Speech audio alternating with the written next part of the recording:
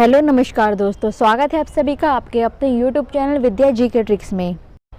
पिछली वीडियो में हमने हिंदी वर्णमाला में अग्रस्वर, मध्य स्वर, पश्च स्वर आदि पर चर्चा की थी। इसके बाद संवृत, विवृत स्वर और व्यंजनों का उच्चारण स्थान इसको जान लिया था। आज हम जानेंगे कि कौन कौन से स्वर और व्यंजन अल्प प्राण और महाप्राण, अघोष और सघोष होते हैं। अल्प प्राण और महाप्राण दोनों में एक शब्द आ रहा है प्राण। प्राण का मतलब संस्कृत में होता है हवा। तो जब हमारे मुख से किसी वर्ण को बोलते समय कम हवा निकलती है तो उसको बोलते हैं अल्प प्राण। अल्प का मतलब भी कम होता है। और जब ज़्यादा हवा निकलती है तो उसको बोलते हैं महाप्राण। तो ऐसे व्यंजन जिनको बोलने में कम समय लगे और बोलते समय मुख से कम वायु निकले उसको बोलते हैं अल्प प्राण। इनकी संख्या कुल 20 है। अब हम इसको याद कैसे करेंगे? याद करने के लिए सबसे पहले आपको हिंदी वर्णमाला में स्पर्श व्यंजन का पता होना चाहिए। 25 स्पर्शी व्यंजन होते हैं। ये आप टेबल देख रहे हैं। कवर्ग, चवर्ग, टवर्ग, टवर्ग और पवर्ग, ये कुल मिला के 25 हो जाते हैं। पांचवा जो ये वर्ण है ये पंचमाक्षर कहलाता है। स्पर्शी व्यंजनों का पहला, तीसरा और पांचवा ये तीनों लाइन जो होती है ये अल्प प्राण की होती है।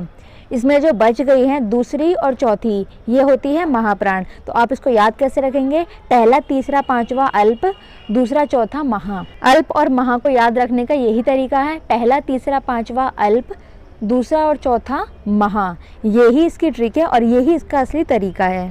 तो पहली लाइन के 5 वर्ण, तीसरी के 5 और पांचवी के 5, टोटल 15 ये हो गए। एक होता है ड़। टवर्ग का जो ड़ है ये भी अल्प प्राण होता है। और इसके अलावा 4 होते हैं य, र, ल, व, ये भी अल्प प्राण होते हैं। तो कुल मिला के ये हो जाते हैं 20। तो इनकी संख्या एग्जाम में पूछी जाती है तो इसको आपको याद रख लेना है। 20 होते हैं अल्प प्राण। अब देख लेते हैं महाप्राण की परिभाषा। तो ऐसे व्यंजन जिनको बोलने में अधिक प्रयत्न करना पड़ता है और बोलते समय हमारे मुख से अधिक वायु भी निकलती है वो कहलाते हैं महाप्राण। इनकी संख्या कुल 15 है। ये वर्ग के दूसरे और चौथे कहलाते हैं महाप्राण। तो दूसरी लाइन के 5 और चौथी लाइन के 5 ये कुल हो गए 10। इसके अलावा एक होता है उत्क्षिप्त व्यंजन जो ढ है, आप देख रहे हैं, ये भी महाप्राण होता है क्योंकि इसको बोलते समय अधिक वायु निकलती है। और श, से, है, ये कुल मिला के हो जाते हैं 15। तो 10 + 1 + 4 ये हो जाते हैं कुल 15। तो महाप्राण होते हैं कुल 15। एग्जाम में इनकी संख्या पूछी जाती है। अल्प प्राण होते हैं 20 और महाप्राण होते हैं 15।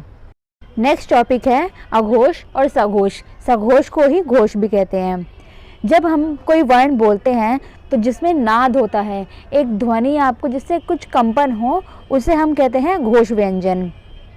व्यंजनों की इस टेबल में तीसरा, चौथा, पांचवा वर्ण ये सारे होते हैं घोष। तो इस तरीके से आप देख सकते हैं ये 15 हो गए पूरे घोष। और इसके अलावा 5 होते हैं य, र, ल, व, ह, ये सारे होते हैं घोष। कुल ये हो गए 20। इसके साथ ही 11 स्वर, तो 20 और 11 ये मिला के टोटल हो जाते हैं 31। 31 होते हैं घोष व्यंजन। ये आपको इनकी संख्या याद रखनी है। इसके बाद अघोष। तो जिन वर्णों को बोलते समय, उच्चारण करते समय नाद की जगह केवल श्वास का उपयोग होता है उसे हम कहते हैं अघोष। और इनकी संख्या होती है कुल 13।